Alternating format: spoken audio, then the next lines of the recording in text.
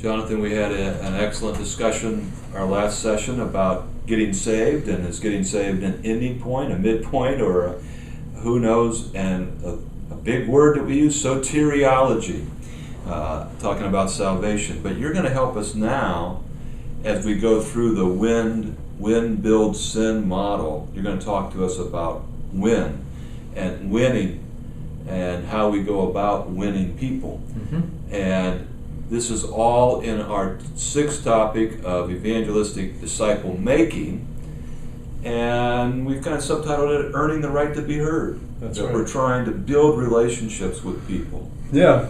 Well, just to remind you, okay, this is Dr. Greg Linville and Jonathan Detweiler, and we're excited to be with you again. Hope you're enjoying these sessions and you're really applying the material. But this is kind of what we're working on here.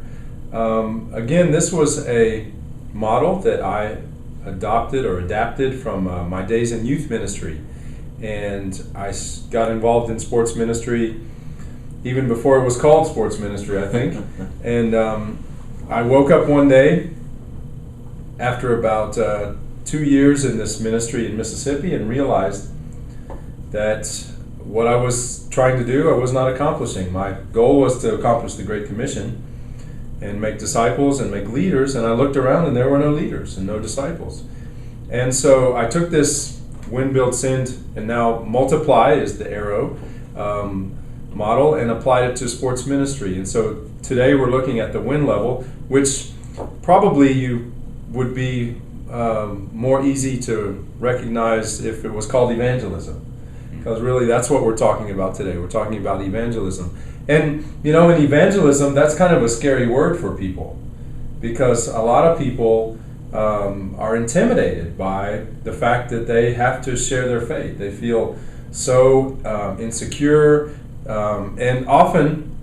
But it's also even offensive to people who don't want to be evangelized. Right. It's really become a word that you cannot use in the context of unbelievers, because that's the last thing they want is if they think you are evangelizing them, then you're in trouble. But as for the course of the reason for our discussion, well, winning is basically evangelizing, sharing the good news.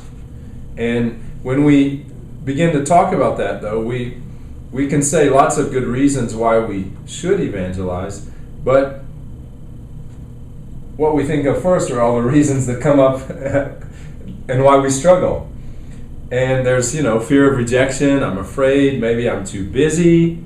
Maybe I'm too shy. Could be pride associating with people, selfishness, or I just don't know what to say.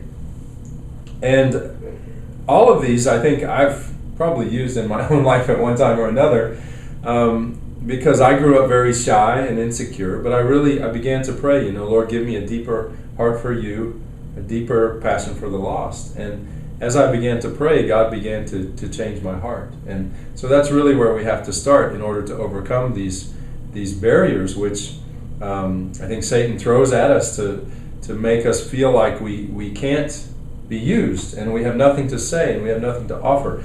And I often refer to the example of Moses as he is standing, before God in the burning bush in Exodus chapter 3. He uses a lot of those excuses too.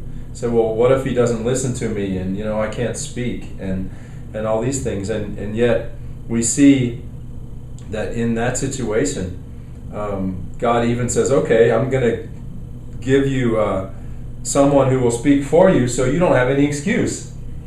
So just trust me, let me lead you, and I will use you.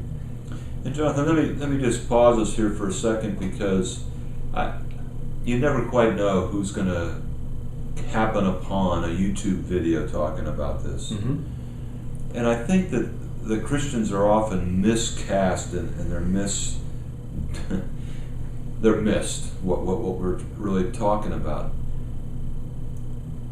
We love people enough to be willing to risk, to say, we found something really good.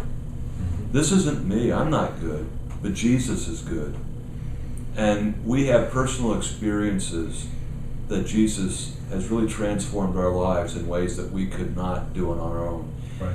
And we feel it to be unloving if we don't, with sensitivity, share that with people. Mm-hmm. Well, and that's what we're talking about Exactly. as we go on here. So we have some beautiful verses that I just love about evangelism. Colossians 4, verses 2 through 6, and Ephesians 6, verses 18 through 20. But what I find interesting about these verses is, of course, the writer of these books or these letters is Paul. And in both of The these... human writer. Right. God is the... He was inspired. Yeah. But what we have is Paul saying, "Pray for me." And I find that interesting because Paul is one of my heroes of the faith. And I kind of put him on a pedestal and think, Paul never had problems saying the right thing at the right time. He was always bold. He was always clear. He always knew what to say. But in these verses, you see Paul asking for prayer for two things. In Colossians chapter 4, he's saying, "Pray that I may clearly make known the gospel." And that gives me comfort. Because if Paul struggled with how to be clear, then I can also struggle with that. But then you see, you've got to move beyond that. And then in Ephesians, Paul says, "Pray that I may fearlessly make known the mystery of the gospel." So that means he must have struggled with fear. And some of the other things that we can glean from these verses, if you have your Bibles, I encourage you to go and read these verses. But Paul says to pray for open doors and pray that I may proclaim it clearly as I should. Be wise in the way you act towards outsiders and make the most of every opportunity. But then he also says, answer questions or have it seasoned with salt. Mm-hmm. And if you think about salt, too much salt, what does that do? You want to spit it out. It can kill you. Yeah, but if you have not enough salt, then it's kind of You can also kill you. bland. So what he's saying here is he's saying make Jesus taste good to people. Just the right thing at the right time. But that's why we have to go into this with an attitude of prayer and an attitude of what I call being available to people, or being available to God and accessible to people. Because if you say, I don't have the gift of evangelism, then God is never going to be able to use you.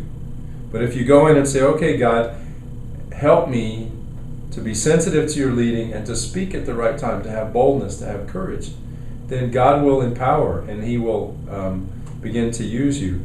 And so, as we go on here, though, I want you to think about this because this is refreshing. It reminds us that we can't do it on our own, that we do not have to convince people, that the Holy Spirit is the one who will convince them. We're just joining God in what he's already doing. Remember, we're talking about these persons of peace. Well, in Ecclesiastes, we read that God has placed eternity in the hearts of men. So it's already there, and God wants to use us in it. But we just have to be sensitive and available and accessible, and then we need to be intentional. Because if we're looking for it, the opportunities will come. If we're not looking for it, the opportunities will never be there. And as we said before, we've always said within the CSRM realm that unless evangelistic disciple making is intentional, it's accidental at best. That's right. And so what happened is I was in a training. I worked for Athletes in Action for many years, and one of the trainings we did was done by a man by name whose name was Don Mansfield, and he was one of their workers, and he was one of the first guys into Albania after Albania opened up to the outside. And he came up with this diagram that I really like, because you have on one axis boldness and you have on the other axis clarity, and in the middle you have a relationship. And what happens when you're too bold is you end up way up on the right side of the graph, but your clarity suffers. What happens when you're too clear is, then you're often not being bold enough. Let me give you an example. Boldness without clarity. I was walking down the street in New York City one time, and a guy was there with a sign, and the sign said, "I'm a fool for Jesus." And all he was doing was walking down the street carrying the sign. Now that's bold. But how clear was he? I mean, who's Jesus? What does it mean to be a fool for Jesus? And you could almost hear people walking by in the audience or in the crowd going, "Yeah, look at that guy, he is a fool." So God can use that, of course, but is that the most effective way? What is clarity without boldness? Well, when I was living in California, there was a local church that decided they were going to have a professional football player come and speak before the Super Bowl weekend, the American Football Championship that we have. So they invited two guys who were professional players, and I took two of my unbelieving friends thinking that this would be a great way to build a bridge for them. But the thing is, when we walked into the church, I think they were the only two guys who didn't know Jesus, because everybody else was worshiping and raising their hands, and they went through an hour of worship, and then they had 20 minutes of prayer, and then they finally got to the message. And these guys were looking around going, "Man, what did we get ourselves into?" Because they were in an environment that was not familiar to them. And the guys that spoke, they were clear with the message. I mean, it was powerful and it was good. But nobody in the audience at the church had been bold enough to ask other people, and their strategy for reaching people was not effective. And so it flows out of relationship in the middle, but the desire is to be that star in the top right-hand corner so that you're both bold and clear. And we recognize that in your culture, sometimes you can be more bold in some cultures than you can in others, and you have to just be more clear with your life. Because if you're not living the gospel, then the message itself is not going to be clear either. So the star will kind of shift based on your culture and your setting. In the more closed countries, you need to be more clear than bold. And in other cultures, you're allowed to be more bold than clear. But the key to this is that big word in the middle is relationship. Right. That we've got to just love people. Right. And how do you become more bold? Well, you have to step out and take the risk. And how do you become more clear? Well, learn how to share your faith. Learn some of these models like the Romans Road or the Four Spiritual Laws or the bridge illustration or your own testimony. How can you share your own testimony if you don't think about how to communicate it? So those will help you.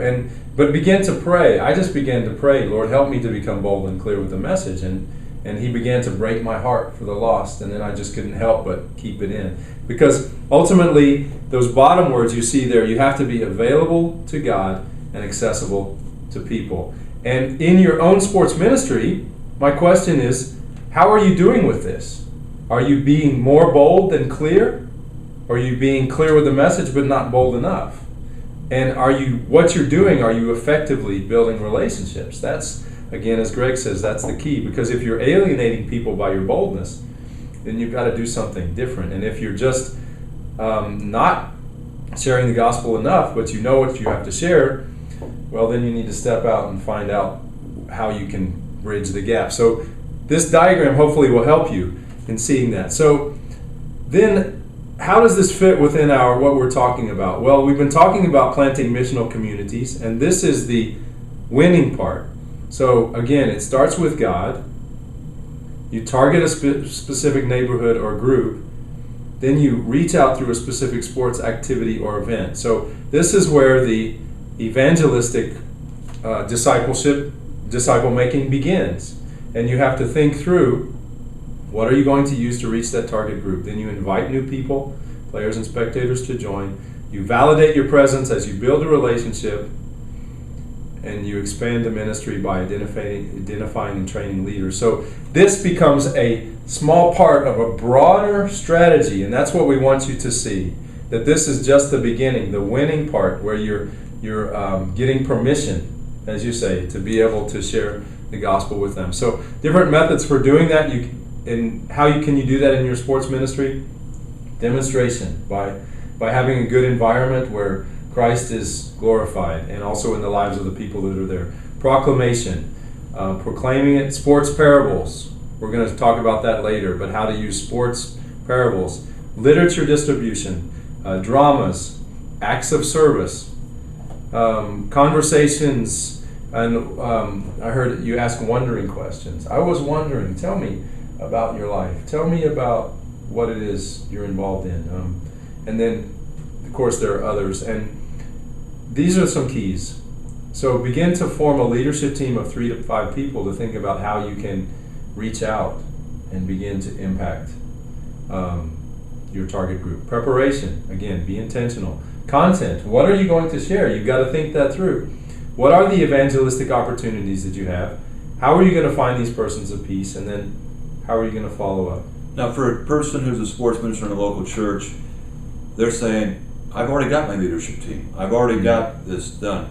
Well, I think we can take this to another level and saying, is there a leadership team in every one of your teams? In your adult sports, do you have 3 to 5 people on every team that are doing this on that team? Mm-hmm. And so this is applicable whether you're starting a brand new sports ministry in your church or you've got a long-term existing one. It goes back to helping your people learn how to do this. Exactly. And so here's your homework. What are 5 keys to evangelism in your own community? Think about that, because your community is unique, your country is unique. And then what activities can you use to begin to accomplish these things?